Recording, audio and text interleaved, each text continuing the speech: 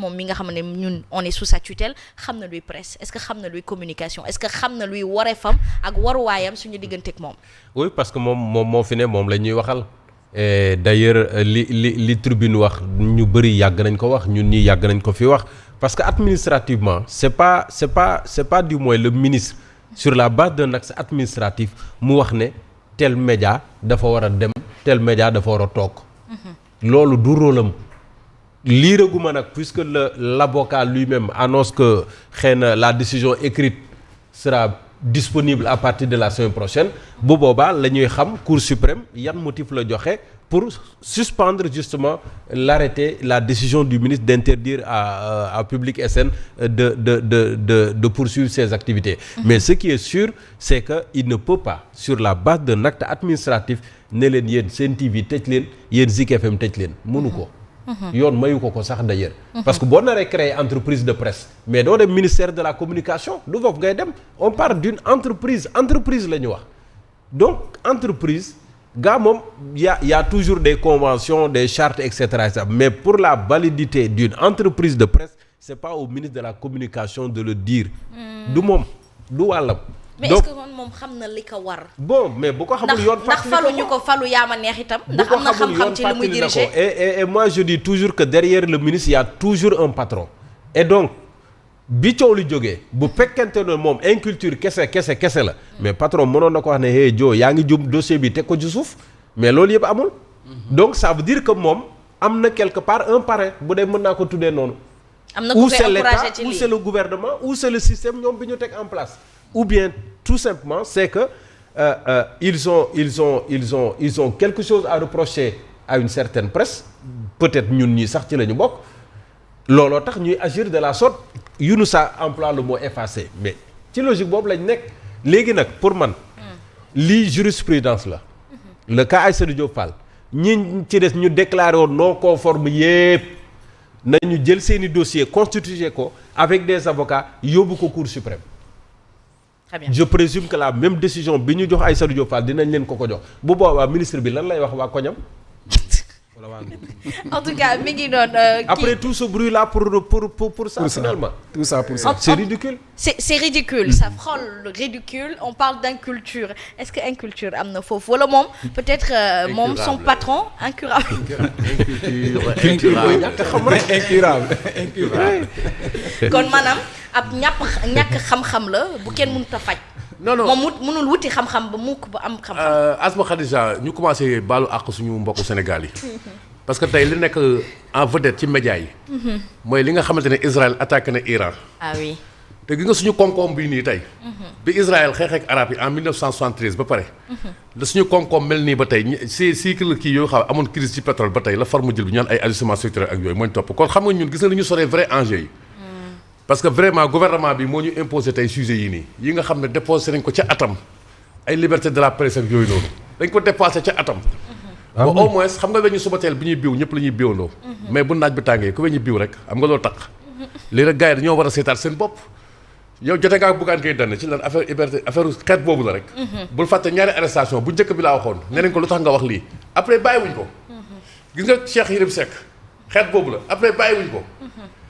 kii Younoussa wax na ko sànq ñu ñëw yaa ma dégg sa gumba ku ko saraxul baykat ak yalwaanam li Macky Sall sax doon dimbale presse bi ñu ñëw loolu lañ njëkk a dagg. da ko fàtte. convention yi nga xam ne presse bi dañ ci am droit. ñëw dagg loolu tamit soog kii ko. pendant ce temps am ñoo xam ne nii yaa may dégg sa seen i nii lañ doo leen protéger surtout ci affaire Adji Sarr. oui di wax lu bëri loo xam ne du dëgg di défendre Ousmane Sonko avec des arguments faux. fallacieux ñu ñëw dafa leen promotion. di leen nommé poste yoo xam ne ni bu doon am njàng rek seen njàng yóbbu leen foofu nga ne ma inculture mais nit ni muy waxee un ministre qui parle le français comme ça comme un basque parlerait l'espagnol mais c'est le début de l'inculture non dañuy waxtaan le français est notre langue de travail. Depuis Obey Diop le ministre de l'information de Senghor. Avez-vous vu entendu un ministre de l'information s'exprimer de la sorte foofu laa ko teg rek man. déjà loolu cuune la daal. non mais pour man xam-xam bu bëri wala loolu dañuy waxtaan rek mën na nekk fort ci leneen télécommunication wala leneen mais yaa ma dégg nit bu mënta làqu tubaab bu wér ñu ne ministre la rek mais foofu kooku dinaa ne kii nii est-ce que am na xam-xam dëgg-dëgg. ci li surtout ministre de la communication bu ñu nee yooyu da ngay. mais gisoo ñag yi ni ñuy tooñee. les bii là les asafurla baal ma ci moom bi sax ñag bi je respecte ces citoyens là. mon cousin de la sous-région. cousin de la sous-région absolument. gisoo ni ñuy tooñee di ko moqué. di teg kii bi di xool français yi muy làq nii affaire yooyu. léegi nag moo tax moom loolu waroon tax bi mu ñëwee. pour cacher ses limites. sa carence. son incompétence yaa ma dégg so notable notifié notarié. mu àndi jàmm ak milieu bi mu seex ak noonu. yaa ma dégg sa mais bis bu xëyee rek moom li muy liggéey mooy li Ousmane Sonko bëgg mooy effacer presse bi. vous pensez que Ousmane Sonko moo nekk ci ginnaaw décision yooyu muy jël. mais c'est la coule de source. moom moo ko wax dama leen di effacer mais xam nga pourquoi ñun. pour ce mais adversaire politique mi la wax ni moom la ñuy effacer. non mais Asma dafa tudd ay Simon Pierre Faye mii la ñu arrêté. Ousmane Sonko ñu Pape Djibi Fall laaj ko question. yaa ngi faut pas qu'on cherche à se voiler la face. absolument ñoom bi ñu commencé jéem a effacer presse. bi ñu nekk opposition la. ku mel ni man. tant que maa ngi dund. tant qu'il me reste un souffle de vie. du ma mës a aligné ci liñ bëgg xam nga lu tax su ma ko defee dañu am seen objectif. mais ñi leen toog di saaga di menacer journalistes yi. et puis li ma jaaxal yenn journalistes yi yambari. non attends lu leen la ñuy njëkk fii. menacer leen tey ñoom ñooy ñëw di leen défendre. très bien. ñoo ñëw di leen défendre daa la wax nii. mais Asma. oui on a reconnu des médias. yoo xam ne sax amuñu siège. bi ñu juddoo yàgg. kon na nga jàpp ni kumba am ndey kumba amul ndey mi ngi ciy dox bu baax a baax. loolu c'est flagrant. non c'est flagrant. Ousmane Sonko mi ngi def ay tournées am. est-ce que moom jote na dara ak les décisions. wax ci sax da ngay quoi. Yunusa c'est loin. on entend ku tudd Ibrahima Sall. xam nga amul fit. dawoon na fi dem Mali ci temps Macky Sall. di attaquer chaque jour suñu généraux yi les généraux kii Moussa Fall ak yooyu. mais ñu koy bàyyi muy jàll. déggoon naa fi ay temps dañ ko convoqué wala duñ ko convoqué. vous croyez que yow mais buñ doon xool ña la ñu war a traqué ñiy def loo xam ne dafa mën a déstabiliser dëkk est-ce que duñ ñëw ñu. et on laisse passer ñaata lañ nga gis ñoo xam ne nii nee journaliste di yor ay majetu xaalis ñu leen di gis nii ñiy séddale xaalis. gisuñ ko ci loolu mu nga ñu naan ci ay ONG lañ ko jëlee mais nee nañ ONG la mais après maintenant est-ce que ce sont des journalistes est-ce qu'aujourd'hui assise de la presse warta am waa CORED wala corps kii wu presse bi yëpp taxawal ko amal ko pour ñu mën a situer kenn ku ci nekk luy sa taxawaay ci presse gi ngay liggéey Mame Mbaye Ndiaye. mais est-ce que nawloo nañu sax CORED bi ngay wax ak CNRA parce que bu ñu leen nawloo woon jox leen seen cër du ñu yegg fi ñu yegg kon ministre bi kenn du ko xamal ne ko fii nga war a yem parce que moom ci boppam war na xam lan mooy njariñu CNRA war na xam lan mooy njariñu CORED mais dañ leen jéggi bu sanctionné jotee ci ay journalistes. CORED la ñu ko war a bàyyil. média bi seen doxalin ñu bàyyi ko CNRA mais ban njariñ la ñu am tey bu sanctionné jotee ñoom ñoo jóg directement sanctionné journaliste bi alors que tribunal des pairs mënoon na ko def. calculer ñu li ngay wax ñoom li ñu bëgg def dañu koy def xam nga lan moo fi am da ngay utiliser ay armes conventionnelles wala non conventionnelles. pour éliminer ñoom ñoo ko waxal seen bopp dañ jóg. pour effacer ñenn ñi ñu jàpp ne peut-être seen wax arrangé wu leen. ba pare jàkkaarloo opposants yi làqu seen kanam loolu message bi xam nañ ñi ko moom ban presse nga gis mu nekk di jàmbat. très bien ban presse. très bien ñi nga xam ne ñoom dañoo ànd ak ñoom mosoo leen gis ñu jàmbat tey kenn dañuy gundaandaat ñoom ngay gis ñu guujal seen i lex di doxal mu leen neexee.